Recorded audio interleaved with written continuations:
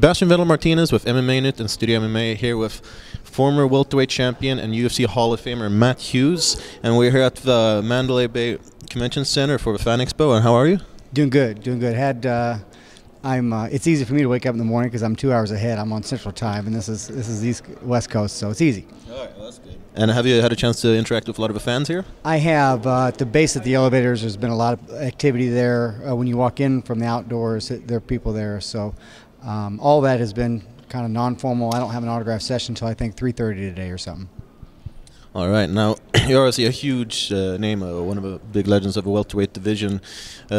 Now, though, your role is a bit different in the UFC. You have, if we understand it correctly, it's a bit of a sort of code of conduct. You oversee that. Could you describe a bit what your role is and what you do? The official title is VP of Athletic Development and Government Relations. Athletic development could be anything from life before the UFC to life after the UFC, financial awareness, code of conduct. So it's a very broad term, and it's something the UFC is just dabbling in. And the government relations is anything from getting it legalized in New York to other states having any questions. Been in front of a lot of state congresses and answering questions on fighter safety and anything else. All right. Well, for someone who's there in the forefront as an ambassador for the sport, New York gets brought up time and time again. It seems at first like it's going to be legalized, and afterwards not. What's the situation like right now? I think it's definitely going to happen in 2 to 3 years. Could be next year. I don't know, but.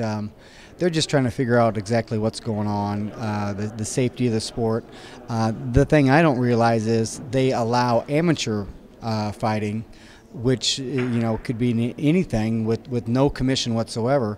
Why don't you, if you're going to allow fighting, period, why don't you have it to where you're overlooking it and you're having some rules of your own, yeah. And you're making money from it, so let the state make some money.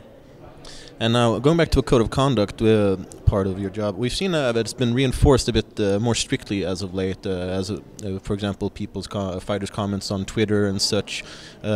Is that sort of to make the sport a bit cleaner and make it seem more as a mainstream sport? Well, now the UFC it's on ESPN. It's the top stories on Yahoo website. So I mean, we're getting a lot of press, and we don't want the bad press. So we just want these guys to act rational out there. And I agreed with the code of conduct even when I was fighting. So, these guys have just got to kind of watch what they say. Twitter's a bad one because these guys only get so many characters to say something, and sometimes that kind of comes off bad. So they just need to watch what they do. Now, you're obviously a huge staple of the welterweight division, and you're also a huge staple of wrestling in the UFC as well. As someone who has such a merited background in wrestling, how do you feel about the state of wrestling in the UFC today? I think it's good. The wrestlers get to fight where the battle's going to be fought at. So if I want to stay on my feet, I'll use my wrestling defensively, keep him up. If I want to take my opponent down, I'll use my wrestling offensively and put him on his back. So that control just means a lot. It's very important for people to be able to decide where they want to be at for the fight.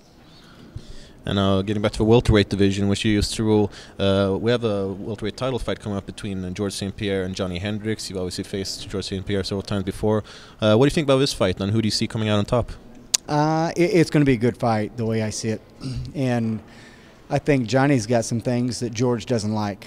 Johnny's an excellent wrestler, and he's got some heavy hands. So I don't think George likes facing those opponents with those heavy hands. So it'll be a very interesting fight. Johnny also comes in extremely heavy, yeah. So he's going to have the weight advantage. He's going to have the wrestling advantage. Of course, George is very slick with his takedowns and with his striking. So, I would give George the technical side of things, but as far as a few other things, Johnny's got some favors. So it'll be a good fight. I'll be interested to see what the bookies have it with the opening bets. Now, you've been involved in very many big fights in the UFC, plenty of title fights. Is there one particular performance or one particular fight that you sort of look back on as some kind of as a crowning achievement, or one that you sort of hold closer to your heart? When I beat BJ, that was big for me. I beat a guy who beat me.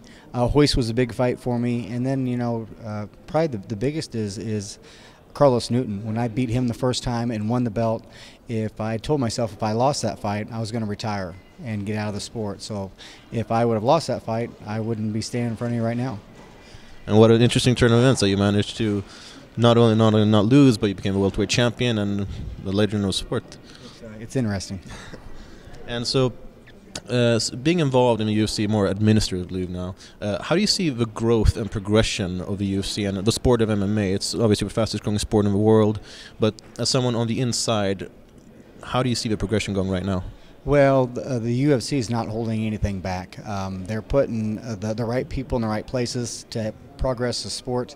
You know, we've got an advantage over football or basketball or some other sport, baseball, because everybody in the world knows how to fight and somewhat enjoys it. So this sport really has the global ability to make it very huge. So we're just now getting in countries, and the progress of the UFC is by no way slowing down. And now your job with the UFC now is always very different from what it is from being a fighter. How do you feel about that? Do you miss it? Do you ever think about going back? Sure, I miss it. You know, that's all I've ever done is compete. You know, my wife can't figure out why I get restless around the house, you know, and that's all I've done is be active. So she's got to be patient, and I've got to be patient and just know that this is the next turn of my life.